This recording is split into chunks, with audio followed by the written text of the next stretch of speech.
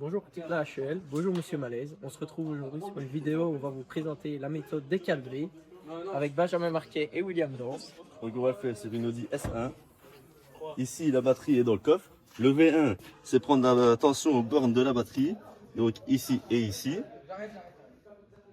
Donc ici on met le moins et le plus aux bornes. On voit que la batterie est à 12,6. Voilà.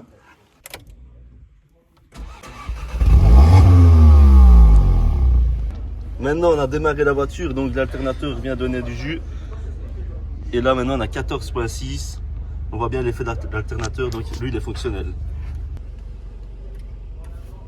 On poursuit la méthode des 4V en prenant V2, donc on prend la tension aux deux bandes positives, donc celle de la batterie et celle du récepteur du dégivrage. Donc là j'ai fait appel à mon collègue Benjamin pour prendre la mesure. Avec plaisir. Donc je me mets au plus de la batterie et lui au plus du récepteur caché ici.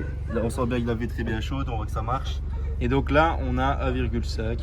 Et donc c'est une chute de tension assez élevée parce qu'en fait le dégivrage c'est une résistance. Et voilà, ça explique le pourquoi de cette chute de tension. Des résistances chauffantes, donc voilà. Alors là on peut maintenant sentir la vitre chaude grâce à la résistance. Donc maintenant à faire le V3, c'est les bornes du récepteur, donc le moins et le plus. Sur l'équateur tu peux mettre. Et voilà, ici on a donc 12,8 volts. On voit qu'il y a la petite chute de tension. Parce que normalement c'est 14 avec l'alternateur à la batterie, ici on a 12,8. La chute de tension du dégivrage. Il nous en reste maintenant plus qu'un, donc V4, qui consiste à prendre notre tension entre nos deux bornes négatives. Vas-y William. Et donc 0,4. Donc en conclusion, la méthode des 4V c'est une méthode plutôt facile. Donc vous voyez bien la manipulation qu'on a fait, ça ne demande pas d'être très intelligent.